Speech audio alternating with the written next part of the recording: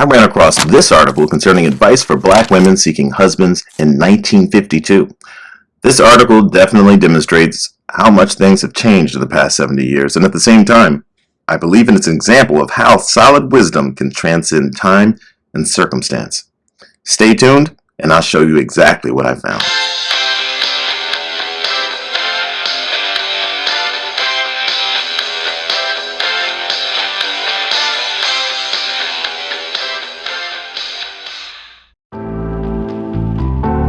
Tons of books, magazines, articles, scientific journals have been written on marriage and the black community.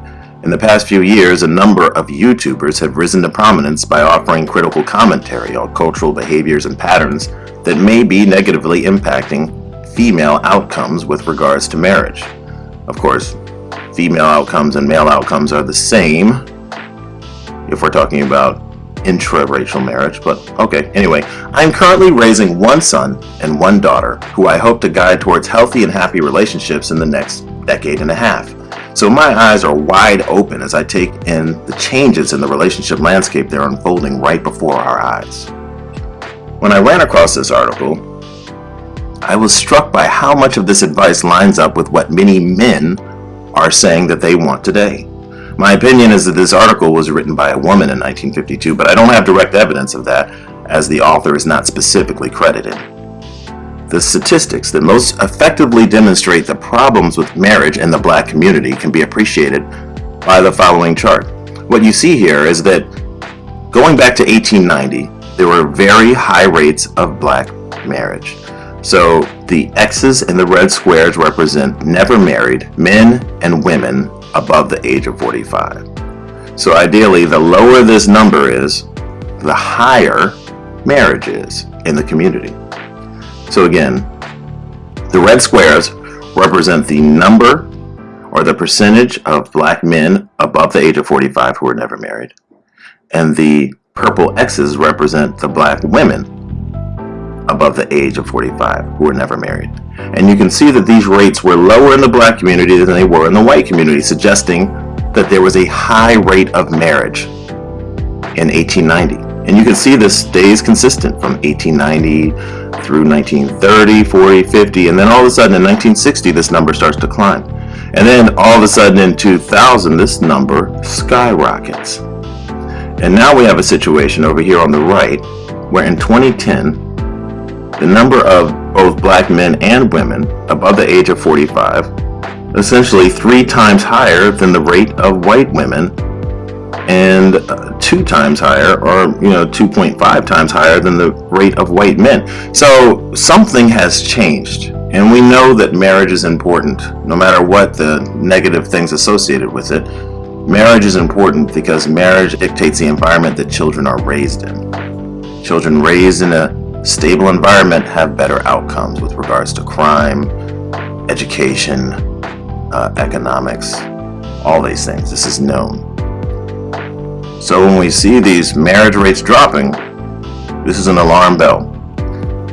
And so it's in that context that I take extreme interest in this topic. As I said before, there are literally books, scientific journal articles, magazines, blogs, and videos made on the topic concerning why this has happened. I can summarize most of the salient points as to why this has happened with the following. The emergence of government handouts was a big one.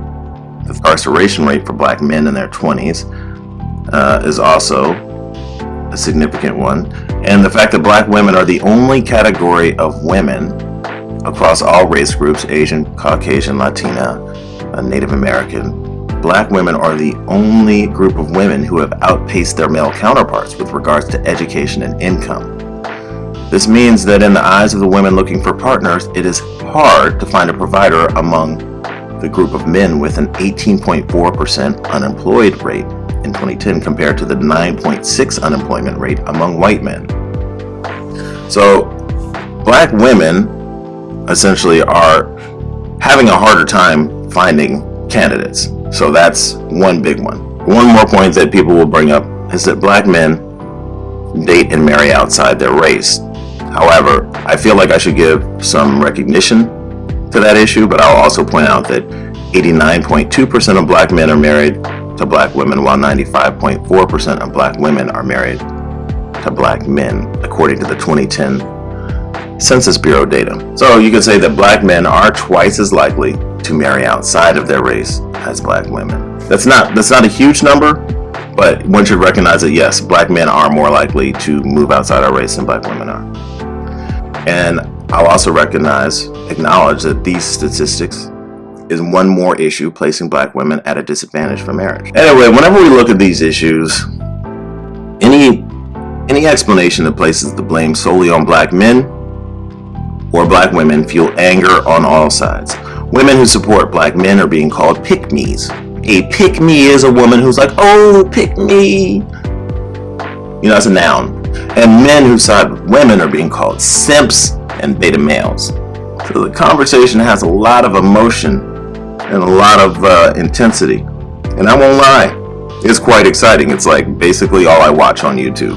But a lot is at stake. We need to figure this thing out. So in the context of all of this, I see this article and I find it quite interesting. So first, let me say that the humorous tone in which it is written actually made me laugh out loud 70 years after it was written.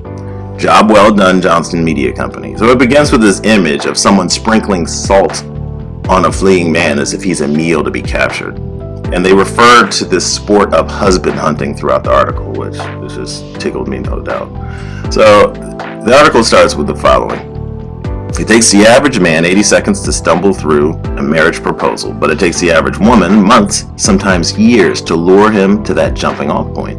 With the number of eligible men declining rapidly in this country, husband hunting is becoming such a highly competitive sport that 3 out of every 10 women give up and never make that important trek to the altar. That's the never married above 45. Which actually at that point in time, they say 3 out of 10, so they're saying that the rate is 30%. But at that time in 1950, it appeared that that never married rate was closer to 6 to 8%, according to Census Bureau data. So I'm not sure where they were getting their numbers from, but regardless, they're making the point that women give up and husband hunting isn't easy. So another question you could ask is, why did the author think that the number of eligible men was declining rapidly in 1952? In husband hunting, as in other sports, the prize catch usually goes to the expert. But any girl with normal capabilities can learn the rules. Winning a husband is much like fishing. The girl must have bait on her hook, have a good line, and the strength to reel the catch in. Baiting the hook, taking the first step towards the altar, is simple. A girl must decide she is going to get a husband, make herself as attractive and charming as possible, and decide on the minimum moral, social, financial attributes she will settle for, and then pair the list to a rock bottom low and cast off. Now that's extremely important. So instead of talking about the highest standard that you want, they're saying decide what's the lowest you will accept. That's very, very interesting, and a lot of today's modern commentators actually say the same thing, that women who are saying, oh, I want a man who makes this much money, who's this tall and who's this muscular, they're like, you can't talk about the most that you want. You have to talk about the least you'll accept, because you don't know how many of these men you're going to have a chance to meet. They talk about going to the places the men that you want will be. So if you like athletic men, they say learn to bowl. That's actually terrible advice. Athletic men don't bowl, okay? They say, okay, learn to swim or golf. Take swimming lessons or golfing lessons. I think that's a very good set of advice. The modern equivalent of this would actually be going to the gym during the hours that the men who have jobs go to the gym. So, ideally that will set you up for men who have a good job with a salary and men who take care of their bodies. You'll put yourself in a position where you can meet men with both characteristics just by going to the gym during the hours that men with jobs go to the gym. So they mentioned church as a place to find salvation and a man. Now in 2022, church attendance is way, way down. The pandemic is at least partially to blame for this. But if you look at changing attitudes from the Pew Research Center, you can see that actually popularity of church has been declining in America. You could see that the baby boomer generation, 31% seldom went to church, but then all the way up with the millennials, 49%, half, never go to church. And now Gen Z, you have to take this with a grain of salt because Gen Z, 3 out of 5 were 17 or younger when these stats were collected, which means that Gen Z were still minors and their church-going habits reflect those of their parents who are probably in Generation X. It's more likely that Gen Z will have a greater than 50% not going to church at all. So all this to say that thinking you're going to go to church and find a man is not nearly as reliable as it was in the past. Now, lastly, they talk about getting a job where well-employed, eligible bachelors are likely to be. So that's great advice. If your own job or your own career is a secondary concern, so in other words, you're not a career woman and you can literally work an entry-level position anywhere, then you got to aim for a place that's going to put you in the company of high-powered, motivated men. So a medical practice, a law firm, an architecture firm, a tech firm, some kind of corporate assistance position. Frying that bomb-ass popcorn shrimp at Popeyes, that might pay the same, but it's not likely to grant you the access to the kind of encounters that you're looking for with disciplined, hardworking men who are ideal for marriage. They also mentioned positioning yourself in a college town where you can meet young men before they are too jaded, which I thought was funny, as if all men are destined to become jaded, angry, old dudes. This is 1952. Female enrollment in college is quite low. So in this article, they talk about putting yourself in a college town. In the modern day, this is what we call the MRS degree. You go to the college yourself and you meet these men as fellow students. But the MRS degree is, for those who don't know, is the idea that you go to college simply to put yourself in proximity to men who will have a future. I don't think that's a bad idea at all. A lot of the people I know who got married in their 20s met their significant others in college or in grad school. So it's actually a very legit strategy. I met my wife in grad school. So they say if you find yourself in an all-female rut, change something. For one example, take night classes or take lessons in swimming or something like that. The key here is to find a way to put yourself around the men that you find most attractive. Now you'll notice they don't mention anything about going out to night spots, bars, or clubs, which were fully developed and thriving in this time in the 1950s. That's not good advice today, and it wasn't good advice back then. They also don't mention classified ads, which were the 1950s version of Tinder. They were sometimes called Lonely Hearts Clubs. They were various magazines that were dedicated to the practice of introducing single men and women. It would be like a little snippet that said, "Single black female seeks black male," something like that, and then a quick blurb on what their interests were. There's no photographs, nothing, just that little blurb. But that was early Tinder. This has always been big business, finding people. But I bring that up to say that this article from 1952 does not make any mention of that or recommend anything like that. Similarly, relying on the modern day version of that, which is Tinder or any kind of dating app, probably not the best way to meet your future spouse. They also mentioned being active in a sorority because your sorority sisters have single brothers and friends. And this is an interesting point. Recently, I tried to get my 12-year-old son to be more respectful to his 8-year-old sister, reminding him that he's likely to marry a woman her age, which means that she'll always be in the ideal position to introduce him to his future wife. She will know who the nice women are, and she'll be able to keep him away from, the less nice girls. I think this actually changed his behavior for 30 minutes. But I'm going to bring it up again in the future. So this line right here made me giggle. It says, "Reeling in the prey or landing the husband is the most difficult feat of all, but it can be done if one considers the 10 rules of husband hunting." So all that stuff I talked about before was casting off, where to go. Now this next part is how to reel them in. So they said, develop a friendly, warm personality which attracts and envelops the lonesome male. That's self-explanatory. 2, be a good companion. Respect his opinions. Be easygoing. Refrain from nagging. This is also huge. Be sincerely interested in what he is doing without being nosy or asking to see his bank book. This is really solid advice too, I have to say.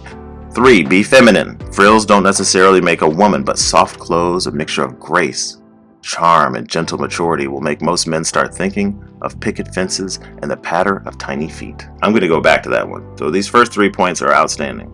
4. Plan activities you can both share. Let him teach you to swim, dance, play cards. I remember my wife and I taught her how to drive a stick shift. And that was like a nice little bonding activity.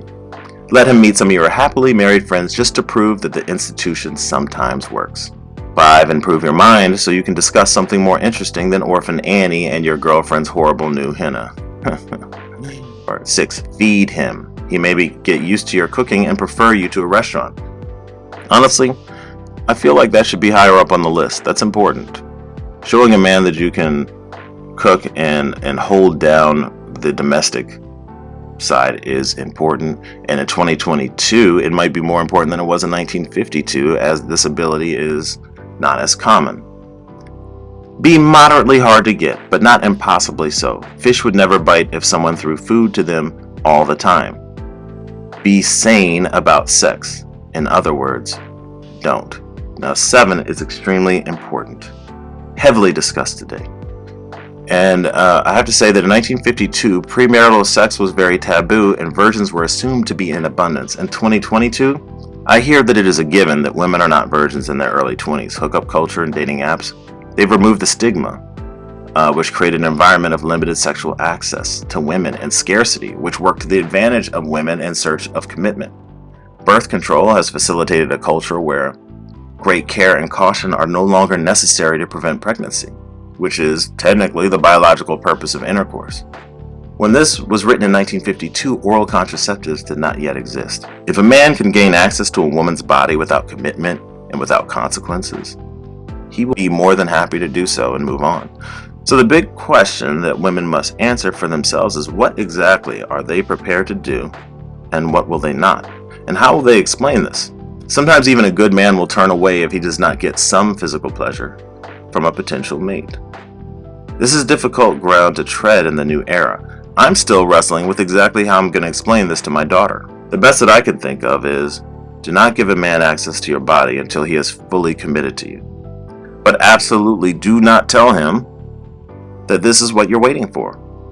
Men have been known to say and do and promise almost anything to gain access to that sweet, sweet thing.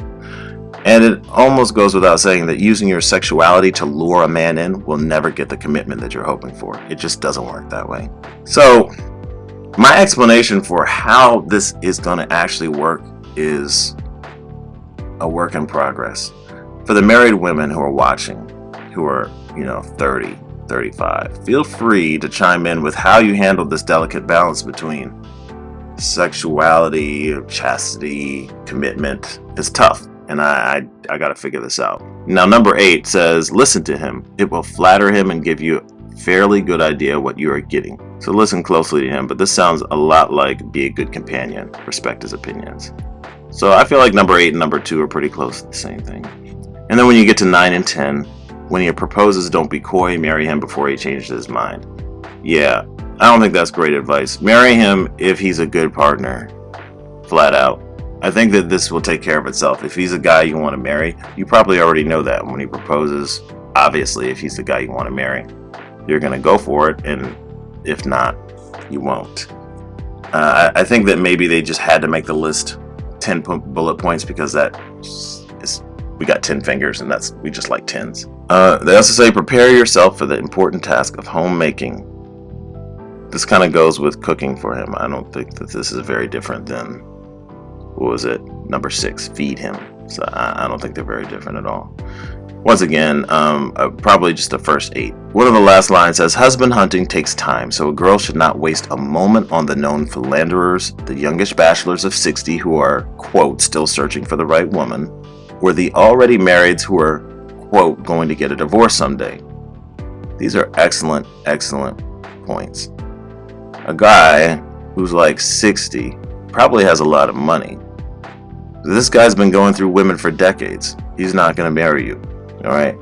The people who are married, who are saying they're going to get a divorce, that is a common tactic to gain access to another woman, but not reliable and not something you should waste your time on. And then known philanderers, just dudes who get around. Don't waste your time on dudes who get around and are just stacking up conquests. Lastly, it says, an ambitious and relatively talented young man with a fairly secure income is a girl's best bet.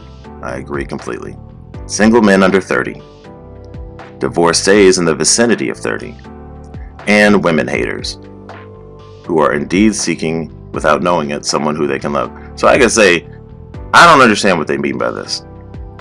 Women haters? Like, was that some kind of reference to something I don't understand?